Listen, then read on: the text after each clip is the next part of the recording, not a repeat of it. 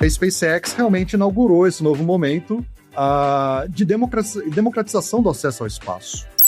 Eu diria que hoje é o principal tema, pelo menos público, de espaço, essa ideia de processar dados do espaço por questão ambiental, né, principalmente olhando aí pela perspectiva energética. Vários remédios que a gente usa, que estão na prateleira da farmácia, parte deles foram desenvolvidos no espaço. Então, hoje, o grande ativador de atividades privadas, né, na Estação Espacial Internacional é a indústria farmacêutica. E é engraçado que poucas pessoas sabem disso. Olha, eu vou dar um exemplo. Existe um asteroide, um cara único, que é o Psyche, que ele sozinho, hoje, olhando para o mercado atual, uma foto do mercado atual, teria em torno de 10 quatrilhões de dólares de material metálico disponível.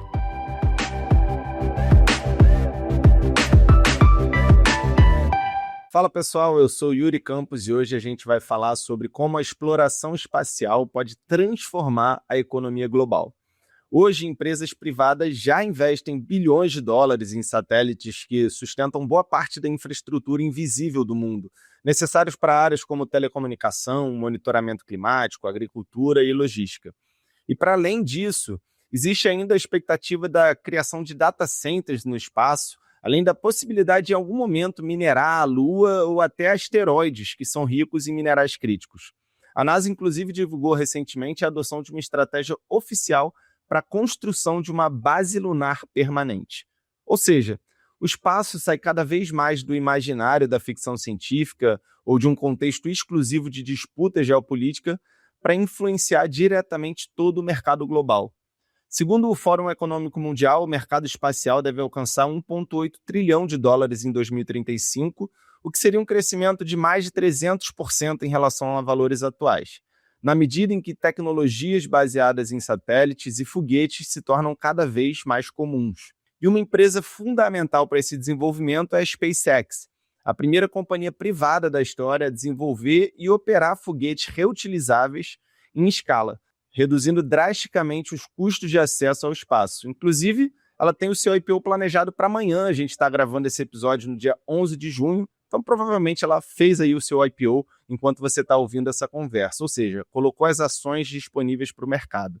Diante disso tudo, qual é o real potencial da exploração espacial? Quais são os desafios tecnológicos e geopolíticos que precisam ser superados e qual pode ser o papel do Brasil nesse cenário? É sobre isso que a gente vai conversar agora com o Lucas Fonseca. Ele é engenheiro mecatrônico pela USP São Carlos, mestre em engenharia de sistemas espaciais pelo Instituto Superior de Aeronáutica e Espaço da França, fundador da Airvantis, empresa de logística espacial, e da Stratolite de conectividade IoT via satélite, além de líder da Garatea, que tenta realizar a primeira missão lunar brasileira, e consultor da ONU de economia espacial. Mas antes de chamar ele aqui, um pedido rápido para você, não deixe de seguir ou favoritar esse podcast na sua plataforma preferida para ficar por dentro dos novos episódios e ajuda muito se você puder avaliar com 5 estrelas no Spotify ou dar um like onde você estiver ouvindo para que esse conteúdo possa chegar a cada vez mais pessoas. Conto com você, viu? Bora para a conversa.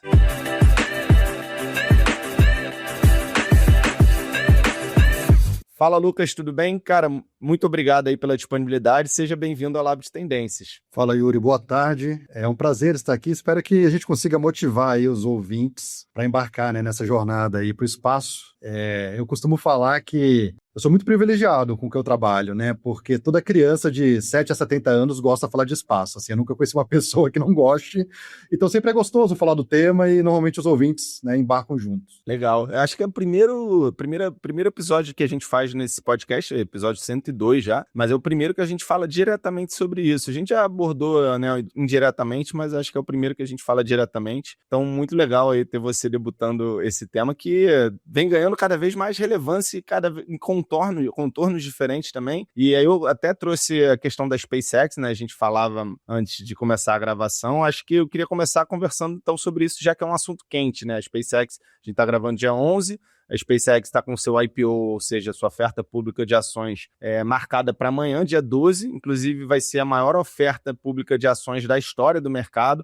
Aí vale reforçar, né? A SpaceX é um grupo de empresas. Tem a SpaceX, que é a empresa de foguetes do Elon Musk. Tem a Starlink, que é a empresa de satélites que opera, que disponibiliza internet, né, em toda a área global. Aliás, a Starlink opera hoje cerca de 65% de todos os satélites ativos globalmente. E tem a xAI, que aí sim é o principal motivo, né, de toda essa expectativa em relação ao valor das ações, que é a empresa de inteligência artificial desse grupo aí, capitaneado pelo Elon Musk, mas que também tem uma relação direta com o espaço, porque ele falou que está fazendo, inclusive, essa oferta pública para mandar data centers para o espaço. Como é que você enxerga esse IPO? Qual que é a relevância do espaço e o que novos contornos que esse tema vem ganhando aí nos últimos anos com esses avanços da inteligência artificial? Eu acho que é importante começar definindo, né, qual que é a importância da SpaceX, porque a SpaceX tem essa áurea, de certa forma, até meio mística, porque ela confunde muito a empresa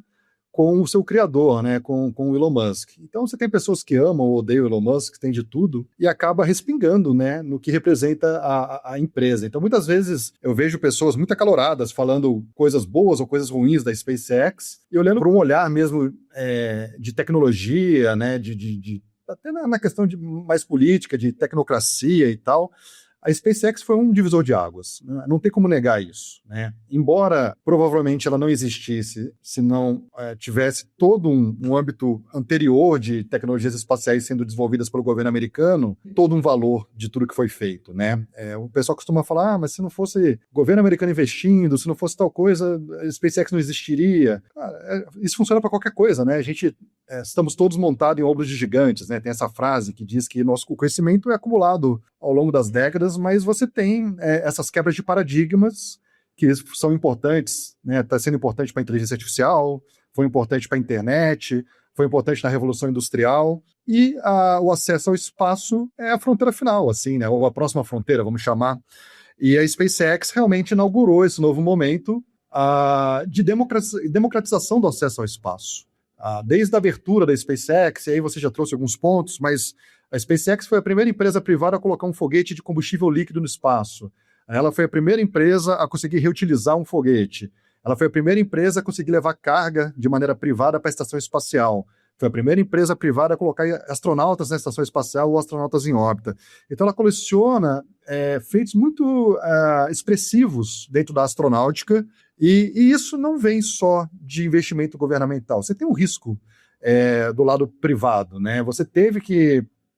e aí, claro, os holofotes todos então, estão em cima do Elon Musk, mas ele soube escolher a dedo as pessoas iniciais, né, o core inicial de pessoas que integraram desde o começo a SpaceX. Alguns ficaram, alguns se foram. A SpaceX, inclusive, é uma empresa que tem uma rotatividade muito alta, né? Então tem muita denúncia, inclusive, de que não é o melhor ambiente do mundo para se trabalhar. Isso é muito claro, né? Nenhuma empresa do Elon Musk vai ter um ambiente voltado para essas questões. Eu tenho colegas executivos do Vale do Silício que nem por muito dinheiro trabalhariam para nenhuma das empresas do Elon Musk, né? Uhum. Mas, sendo pragmático, ela é uma empresa que entregou feitos muito significativos e que está se propondo a entregar feitos ainda mais importantes. Então, quando a gente olha para esse IPO, esse valuation, né, essa valorização do valor da empresa, você está comprando uma utopia, no sentido de que ela está colocando de maneira planificada o que ela pretende entregar para o futuro, e essas pessoas que estão investindo, né, pelo menos as pessoas que têm ali alguma disciplina de investimento, algum profissionalismo, estão olhando aquilo num olhar utópico de que aquelas coisas todas vão acontecer. Então, de certa forma, você está comprando um ideal futuro baseado no que foi entregue até então por essas empresas do Elon Musk. Então, por isso que é difícil separar o criador do monstro aí, né?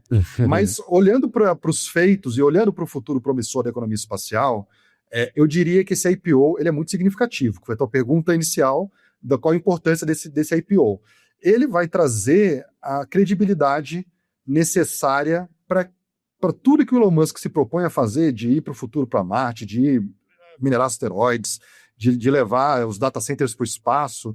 Tudo isso está sendo medido.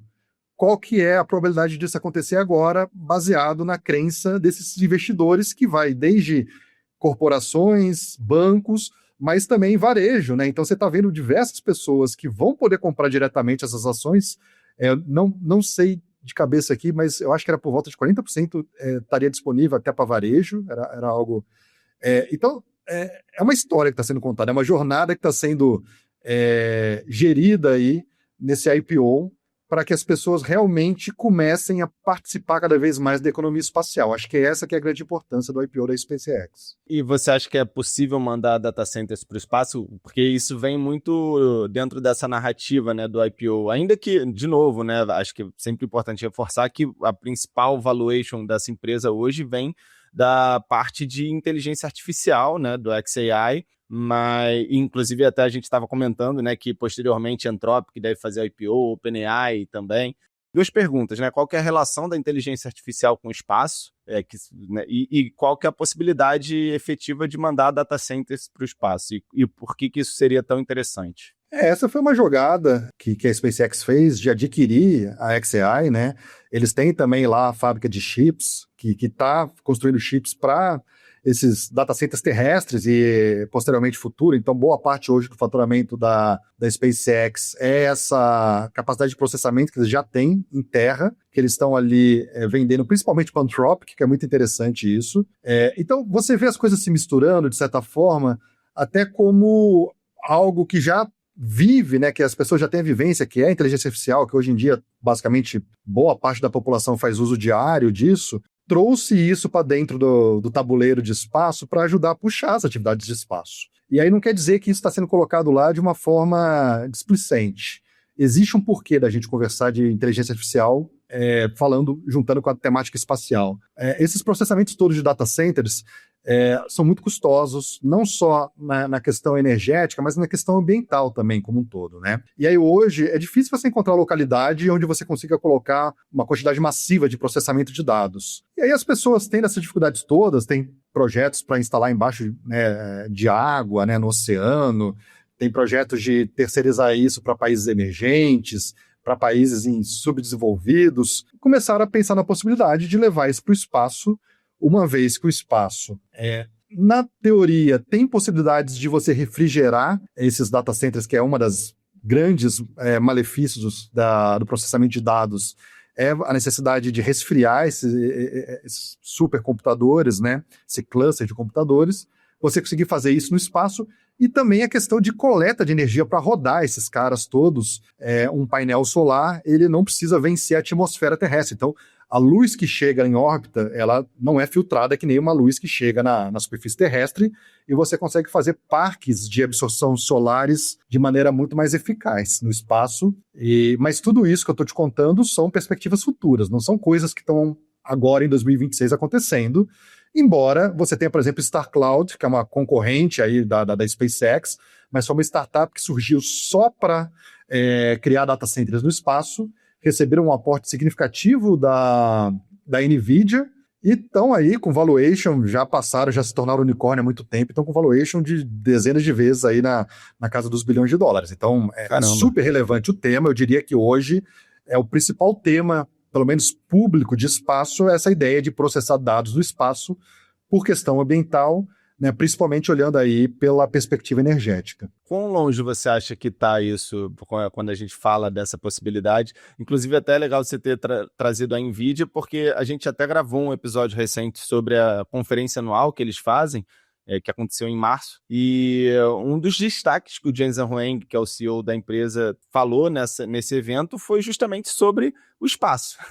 Ele trouxe essa questão do espaço como um potencial muito grande aí para poder justamente fazer esses data centers e ter toda essa redução de custos e redução de impactos ambientais e uma melhoria aí no processamento de dados da inteligência artificial, que, como todo mundo já sabe, né, a gente já falou isso várias vezes, tem um processamento massivo de dados e isso requer muitos recursos. Qual que é a perspectiva assim, em relação ao horizonte de tempo que a gente está falando?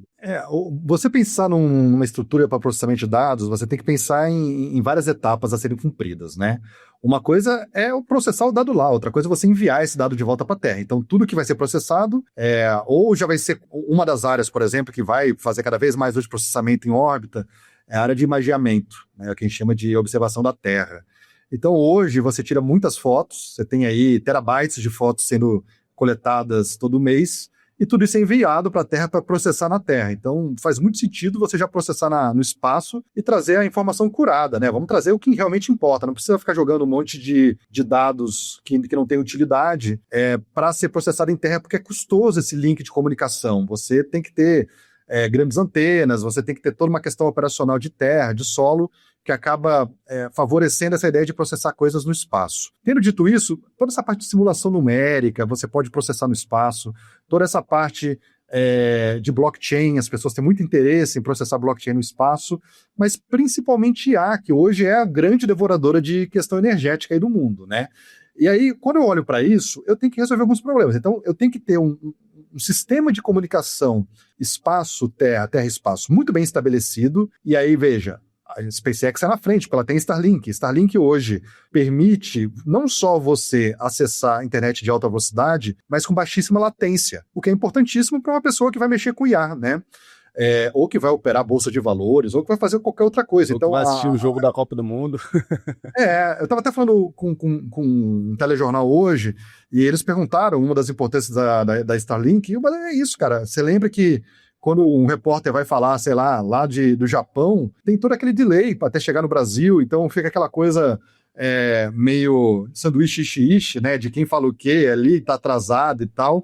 E a Starlink reduz drasticamente a questão do lag, né? Porque você tem uma latência muito baixa, já que o sinal transita muito menos espaço do que no satélite geoestacionário. Então, o satélite geoestacionário está lá 36 mil quilômetros da Terra, são os satélites que normalmente a gente usa para telecomunicação, e a Starlink está entre 400 e 800 quilômetros, é muito mais perto. E aí, por conta disso, que tem essa latência baixíssima. Então, quando você olha para isso, você resolve aqui o problema de comunicação, a SpaceX já tem isso, você tem que ter um meio de enviar essas estruturas gigantescas que vão ser enviadas para o espaço de maneira barata. A SpaceX está tentando resolver isso com a Starship, que é a grande revolução em questão de acesso ao espaço. E aí você tem a parte mesmo da estrutura no espaço, que é a coleta de energia, o processamento, você garantir uma blindagem, uma redundância por a radiação no espaço, deteriorando os dados coletados digitalmente. Então você tem troca de bits, então um bit que estava 0, de repente ele pula para 1, porque uma partícula energética bateu na memória. Então você tem um monte de cuidados que você não precisa ter nesse mesmo nível na Terra. Você tem que vencer isso através de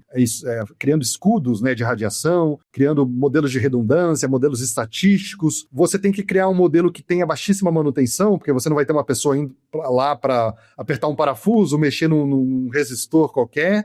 E você tem que ter um sistema térmico muito bem feito, um gradiente de temperatura, porque no espaço, basicamente é o seguinte, o que está olhando para o Sol está lá mais 200 graus. O que está olhando para o espaço profundo contra o Sol está menos 200 graus. Né? Vou arredondar aqui. E aí, dentro ali do sistema, você tem tudo aquilo aquecendo por conta do processamento que você tem que dissipar, senão, é claro, a placa vai derreter, as coisas não vão funcionar. E aí, aqui na Terra, você tem 3 tipos de transferência de calor. Você tem a condução térmica, então quando um corpo encosta no outro, ele conduz ali o calor e aí você vai ter a temperatura abaixando ou aumentando, dependendo. Você tem a convecção térmica, que é quando o ar bate e leva aquele calor embora, e você tem a irradiação térmica, que é realmente ondas de calor que são emitidas de forma de radiação e que são, né, de certa forma, ali dissipadas para o ambiente. No espaço não tem ar e não tem corpo conduzindo, porque está em órbita, aquele é um sistema isolado.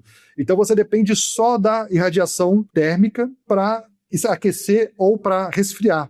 Então quando você olha para o Sol, você tem o Sol inteiro irradiando, você está aquecendo, e o que você está olhando para o espaço profundo, você também está irradiando ali, o calor está indo embora para o espaço profundo. Você tem que fazer meios de conseguir fazer a diminuição dessa temperatura que está vindo do Sol, então criar materiais novos que não vão deixar a estrutura absorver aquela radiação solar e criar trocadores de calor, aí, sistema de radiação térmica muito bem feitos para mandar essa temperatura toda que está sendo produzida ali por conta do processamento de energia embora.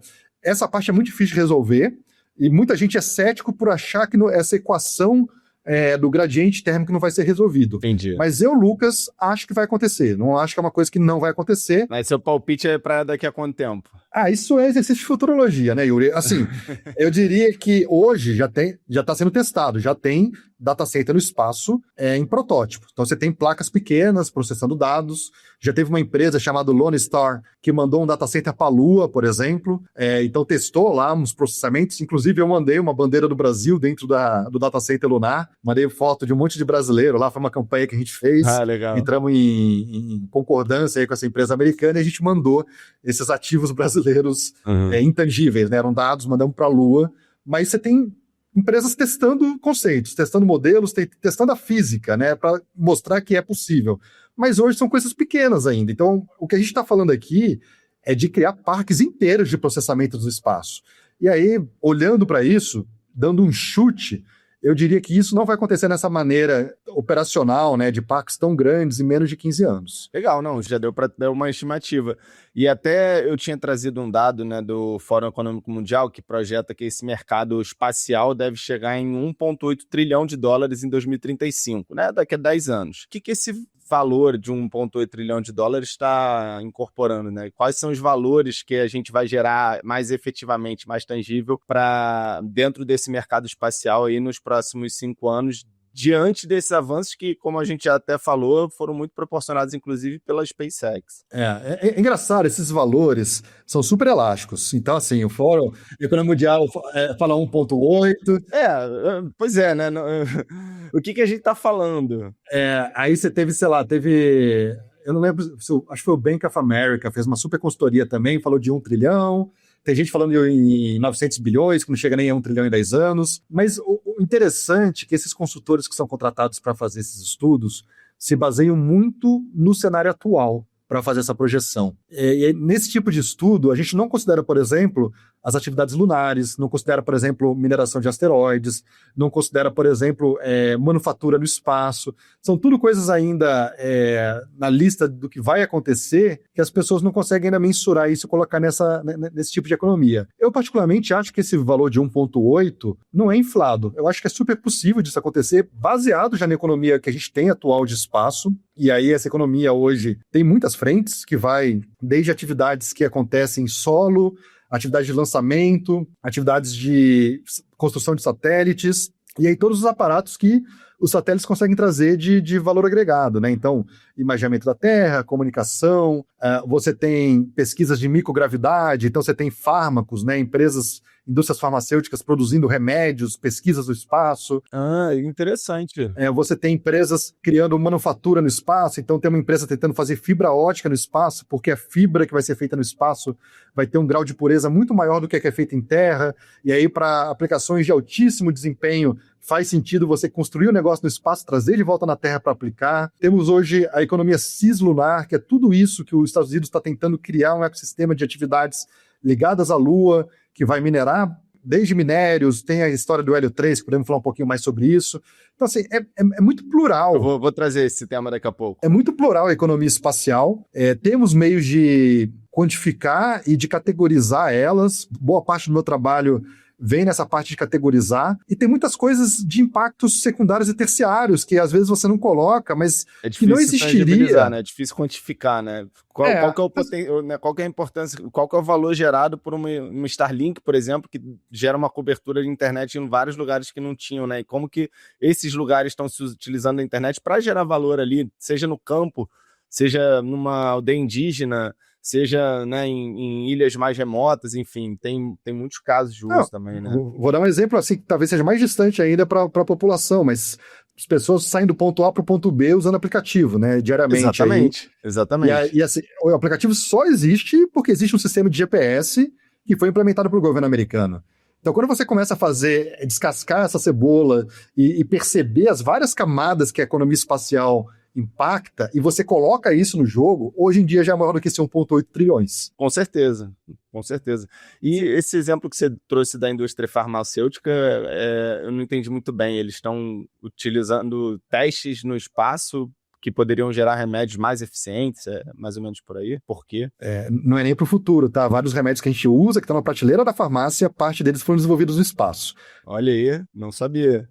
Vou te trazer alguns exemplos aqui. Tamiflu, né, que é aquele remédio que ajudou a combater o H1N1, lá, como teve aquela epidemia do H1N1, né? A proteína do Tamiflu, que é utilizado para combater ali o vírus, foi cristalizado dentro de um ônibus espacial. E aí, por que ele foi cristalizado no espacial? Quando você faz o processo de cristalização, da redução do meio para ele se tornar um cristal, o cristal que se forma no espaço é muito mais bem feito do que o cristal que a gente consegue cristalizar na Terra. Tem até um termo científico que é mosaicidade. Então, o mosaico que esse cristal forma é um cristal muito mais ordenado.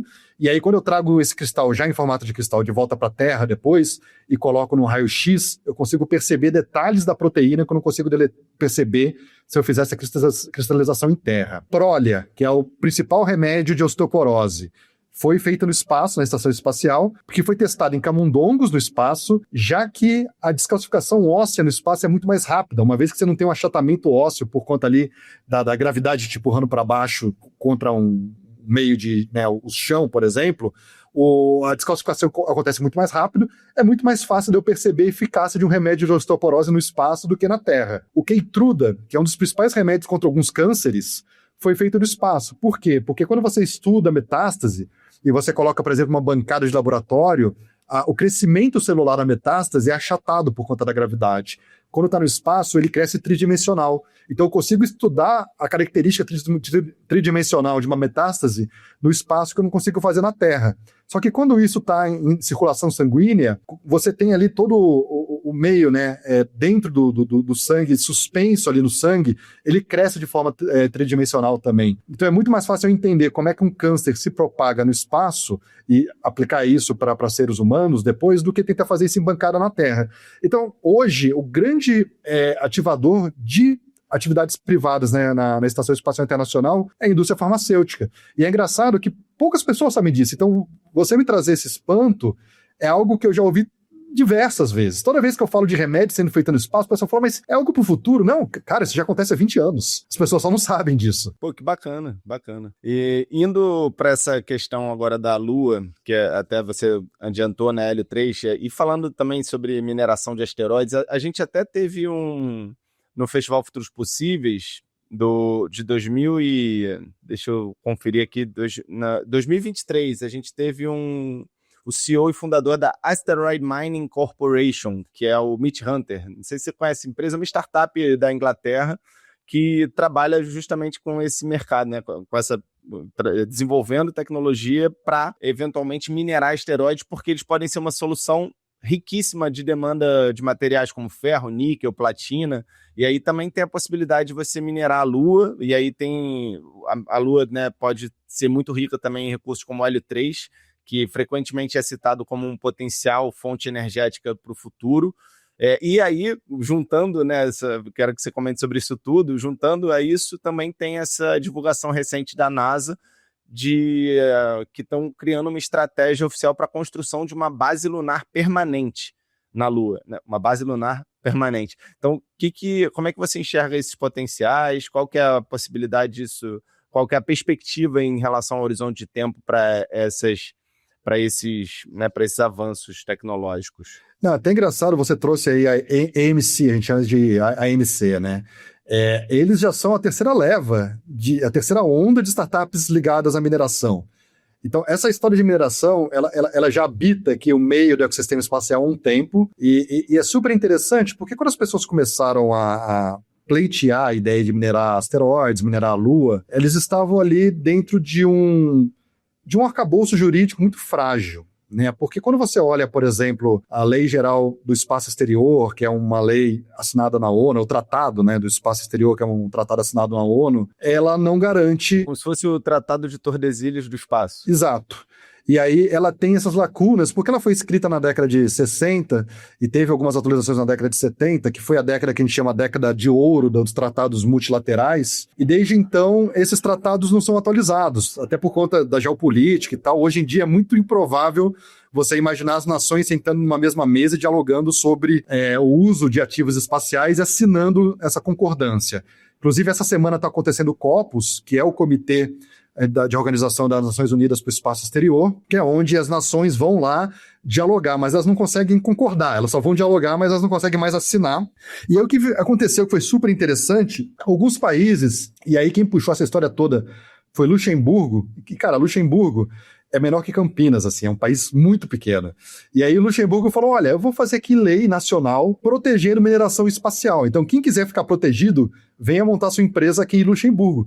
E aí veio a primeira leva, primeiro de startups que iam minerar, foram se instalar em Luxemburgo, pleiteando, né? Vou um dia minerar. Claro que a primeira leva tecnológica nunca fica, sempre é a segunda ou a terceira que começa a ficar, mas a gente começou a ter o aprendizado ali das tecnologias necessárias para minerar esses ativos no espaço, né? Sejam asteroides, sejam luas, né? A própria nossa lua, outras luas. Então, as empresas estão indo nesse sentido de criar esse ferramental necessário, mirando esse mercado, que é um mercado... Olha, eu vou dar um exemplo. Existe um asteroide, um cara único, que é o Psyche, que ele sozinho, hoje, olhando para o mercado atual, uma foto do mercado atual, teria em torno de 10 quatrilhões de dólares de material metálico disponível. Então é óbvio que isso brilha os olhos, não só das empresas, mas das nações. Quando você pega todo o cinturão de asteroides que fica entre Marte e Júpiter, aí você faz uma conta aí de padeiro para dividir esse material metálico disponível por cada ser vivo no planeta Terra, a gente tem em torno de 100 bilhões de dólares por pessoa do planeta de material metálico disponível. É claro que se um dia eu chegar lá, esse valor vai modificar, né? E até porque trazer isso para a Terra não faz muito sentido. A gente olha muito para essa questão da mineração no espaço para preparar terreno para uma economia multiplanetária. Faz muito mais sentido você pensar que eu vou construir ativos no espaço para fornecer meios de criar infraestrutura espacial do que falar, não, olha, eu vou trazer aqui um asteroide inteiro para a Terra, vou de alguma forma vencer a gravidade, vencer a atmosfera e vou minerar isso aqui na superfície da Terra. Isso não vai acontecer, eu acho muito... É o caso dessa base lunar, né, que a NASA está projetando, que é justamente para facilitar desenvolvimento de operações lá no espaço mesmo, né? A ideia de você... A Lua tem um espaço muito importante nessa história toda, porque ela, de certa forma, serve como uma cama de testes. Então, a Lua é o nosso vizinho mais perto, é muito mais fácil ir para a Lua do que qualquer outro vizinho que a gente tem, e ela permite a gente testar ideias. Então, essa base, uma das coisas que a gente está testando é como que a vida humana vai suportar viver além da órbita terrestre. Porque hoje a gente conhece o que é viver na Estação Espacial Internacional, você tem mais de um astronauta e cosmonauta que passaram mais de um ano no espaço, então a gente já tem uma boa ideia do que é viver em órbita, mas a gente não sabe o que é viver num outro astro, de como que seria uma vida numa superfície da Lua. A Estação Espacial, de certa forma, você tem um problema, os caras entram na cápsula e voltam aqui para a superfície da Terra em poucas horas. Cara, na Lua não tem como fazer isso. Você vai ter que sair da Lua, vai ter que entrar numa órbita de retorno para a Terra, tudo é muito mais complicado, e aí essa sustentabilidade lunar parte do requisito de que você tem que ter estruturas de produção na Lua, porque não vai ficar fazendo sentido ficar levando tudo para a Lua. Então, assim, a gente tem que produzir energia, a gente tem que produzir elementos, a gente tem que produzir fármacos, a gente tem que produzir serviços na Lua, são coisas que nunca vivemos isso. Então ela está servindo num primeiro momento, sim, como uma cama de teste para outros destinos mais longínquos. É claro que a gente escuta falar muito de Marte, então a Lua é, de certa forma, uma cama de teste para ir até Marte, mas ela nunca vai deixar de ser nosso principal entreposto, porque a Lua tem muito recurso. Então você tem recursos metálicos, cada cratera que você vê na Lua é um asteroide que impactou lá, e aquele material metálico, pois os asteroides normalmente podem ser feitos de cadeias de carbono complexas ou de materiais metálicos. Então quando você vê ali uma cratera na Lua, você tem uma chance muito grande de ter um acúmulo gigantesco de material metálico de uma facilidade de acesso muito maior do que eu tenho na Terra. E podemos falar um pouquinho sobre isso, mas basicamente acessar materiais metálicos na Terra é muito difícil por conta da densidade do material metálico, ele vai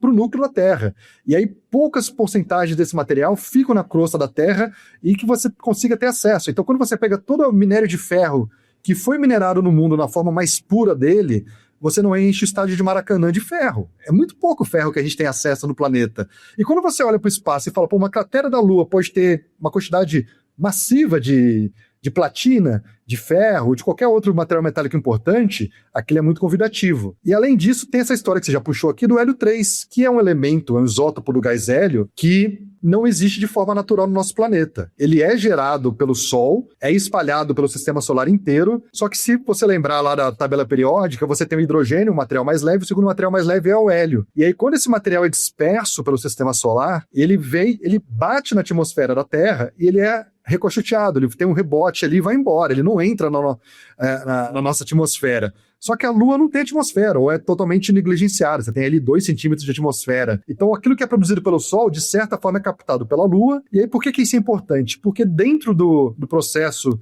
de fusão nuclear, e aí só para deixar claro, hoje a gente domina muito bem o processo de fissão nuclear, e a fissão é feita por aqueles elementos muito pesados da tabela periódica, normalmente aqueles elementos que estão escondidos naquela fileirinha que tem embaixo da tabela periódica. No caso da fusão, você vai usar um elemento leve para fazer a fusão, então é o contrário do conceito de fissão. E aí, olhando para o processo de fusão, o elemento que traz mais benefícios para fazer a fusão é esse isótopo específico do elemento hélio, chamado hélio 3, que não existe de forma natural na superfície da Terra, mas existe de forma natural no núcleo da Terra. Então, às vezes, tem uns geysers, algumas escapes ali de gases do centro da Terra, na Groenlândia recentemente teve, que conseguiram coletar hélio 3, mas não seria suficiente para fazer o processo de fusão nuclear para gerar energia para o planeta. E o processo de fusão nuclear é importante porque ele é um processo limpo. Diferente do processo de fissão, o lixo que resta do processo de fusão, ele não apresenta risco para o meio ambiente.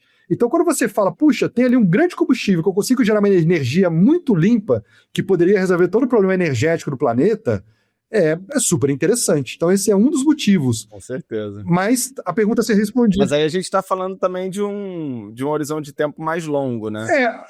Tanto desse potencial de mineração de asteroide, quanto também de mineração da Lua, o processamento desse hélio 3. Mas, Yuri, a gente nem sabe se eu vou conseguir fazer uma fusão nuclear, entende? Então, assim, tem etapas não cumpridas. Porque o processo de fissão está dominado, mas o de fusão até hoje não é confirmado que existe possibilidade de ser feito. Existem testes de fusão, mas normalmente a saída da fusão consome mais energia do que a entrada. Então eu consigo fazer coisas transitórias, deixei 5 horas funcionando, funcionou bem, mas ninguém consegue deixar meses rodando ainda. Então você tem etapas ainda tecnológicas a serem cumpridas para que esse elemento que é tão valioso tenha realmente o valor dele sendo aplicado, né? Boa. Lucas, para fechar, eu queria que você falasse um pouquinho assim, como que cidades pelo mundo estão se colocando estrategicamente em relação a essa exploração espacial. Acho que até agora a gente falou muito dos Estados Unidos, né? Acho que existem 2 polos de exploração, de potências, né, que estão explorando o espaço com mais eficiência, com mais avanços, que é Estados Unidos e China. Como que você vê essa batalha, né, se é que pode se falar assim, entre essas 2 potências, e como que o Brasil se coloca nisso? Até citei na minha introdução que você é líder da Garaté, né, que tenta realizar a primeira missão lunar brasileira. Então, eu queria que você falasse sobre essas 2 potências, como que elas estão se colocando, né, o que tipo de disputas que geram essa exploração espacial, e trazendo para o Brasil e para outras cidades pelo mundo, como é que esses outros locais, essas outras regiões, né, à margem, como que estão se colocando aí estrategicamente em relação a essa exploração espacial? Hoje, de longe, os Estados Unidos é o mercado mais dinâmico dentro da economia espacial, e ele, por ser muito dinâmico, ele tem uma abertura também muito interessante para iniciativas não americanas.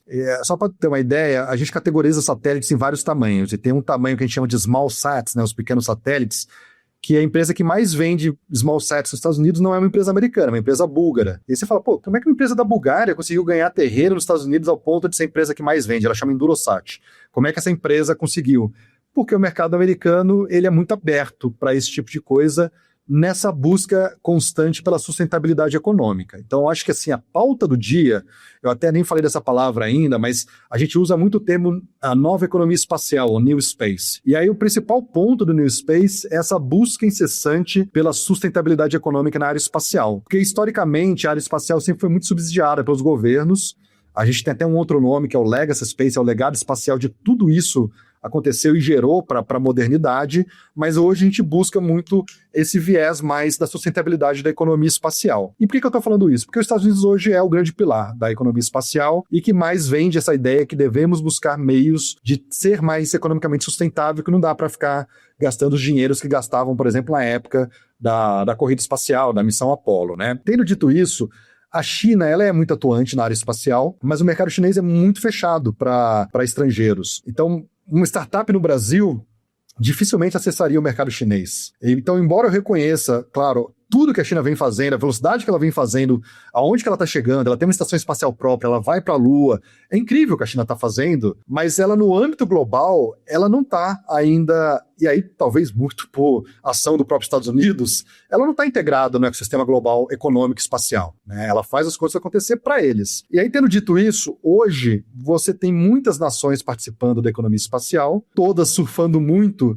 no que os Estados Unidos está puxando, a própria Europa como um toda olha para o mercado americano e tenta usar aquilo como referência para aplicar, e a Europa tem uma dificuldade muito grande de trazer competitividade por diversos motivos, mas você tem nações que até então nunca tinham participado do espaço com entidades ali nacionais muito competitivas. Então você tem a Austrália participando, você tem Nova Zelândia, você tem países da Escandinávia, tem uma empresa da Finlândia que está colocando algum tipo especial de satélite, que acabou de levantar $1 bilhão em investimento. Então são coisas assim impensáveis há 15 anos atrás, e aí esse mercado vem abrindo portas para novas nações entrarem. E aí você me perguntou do Brasil. O Brasil tem um dos programas espaciais mais antigos do mundo. A gente tem o 5º programa espacial mais antigo estruturado do mundo. Não é... Tinha um grupo de pesquisa estruturado já na década de 50, 63, a gente instituiu o primeiro grupo real de pesquisas espaciais no Brasil, depois veio o INPE, depois na década de 90 veio a Agência Espacial Brasileira, mas estamos muito aquém do que os outros, assim, no sentido de que a gente não andou no mesmo passo do que outras nações andaram. Claro, você pega os países dos BRICS, é até covardia de comparar com Índia, com China, com a Rússia. Eles têm programas espaciais muito mais elaborados, mas o ponto principal é nações que não tinham nada, não tinham história, estão acordando para a economia espacial e estão se conectando nesses eixos que está circulando dinheiro, circulando negócio, circulando essa bandeira de sustentabilidade econômica e estão criando meios de competir nesse mercado. Então, eu acho que a grande lição que o Brasil ainda precisa colocar em prática é trazer essa indústria que já existe no Brasil. A gente já tem uma indústria espacial, claro, não no mesmo patamar de outros países, mas ela existe, principalmente em São José dos Campos, mas tornar ela competitiva ao ponto de acessar outros mercados, porque o mercado brasileiro por si só não está sendo suficiente para criar essa âncora de compra de ativos espaciais para que a gente tenha uma grande indústria espacial, coisa que foi feita com a Embraer. A Embraer foi ancorada primeiro em demandas nacionais e depois ela escalou para mercados internacionais. Essa ancoragem não existe para as empresas espaciais.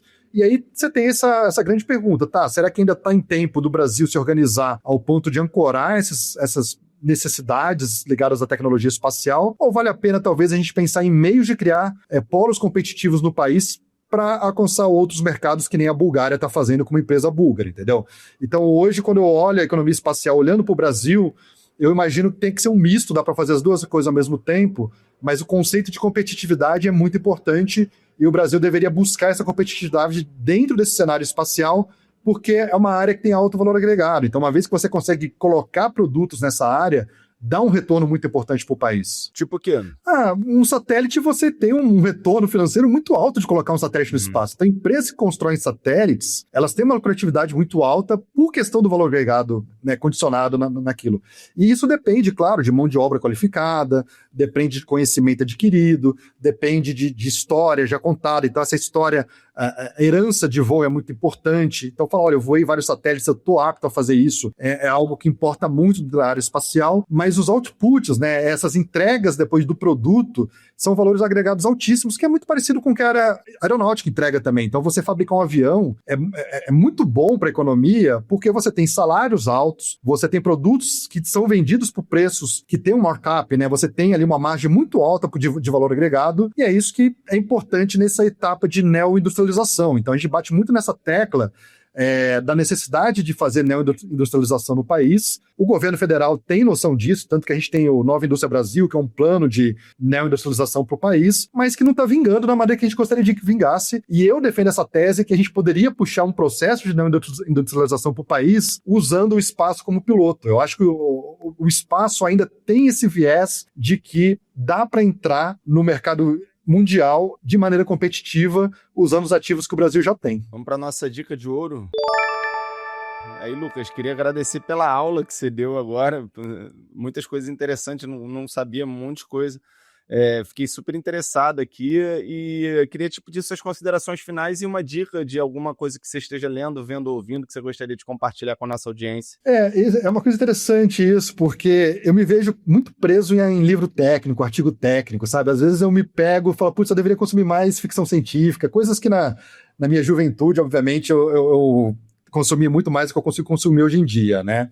Mas dentro dessa área de espaço, fugindo um pouquinho ali, tentando ficar no meio do campo ali, fora da ficção científica, mas também do termo muito técnico, eu acho que é muito legal as pessoas tentarem entender sobre economia espacial, né? E aí existem diversos livros hoje que tentam mostrar a importância da economia espacial. Tem um pesquisador, por exemplo, ele na verdade é um investidor, que ele é alemão-suíço, mas ele morou no Brasil, se não me engano, 15 anos, inclusive morava no Rio de Janeiro, e ele escreveu um livro muito bacana de economia espacial. Eu vou até dar um Google aqui para achar aqui, que eu não vou lembrar o termo exatamente, mas é o Rafael Rottinger. Se procurarem na Amazon... A gente vai colocar todas essas referências, a gente coloca num link aqui na sinopse do episódio. Tem a história do Elon Musk, da SpaceX, contada por um jornalista...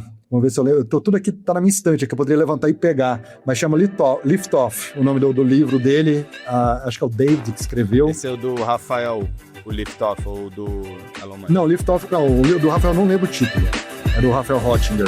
Tem um que eu gosto muito do Davenport, que chama Space Barons, que ele conta os barões do espaço, que ele conta a vida do Jeff Bezos, do Musk, do Branson, né, do Richard Branson, e do Paul Allen, da Microsoft, que foram os 4 bilionários que resolveram investir em espaço, né? Uhum. E aí mostra por que eles resolveram investir, qual que é o ideal deles, e você vê que não é o mesmo ideal, é diferente a maneira que eles enxergam o espaço, mas é engraçado como que você tem essa ideia de que bilionários gostam do tema, né?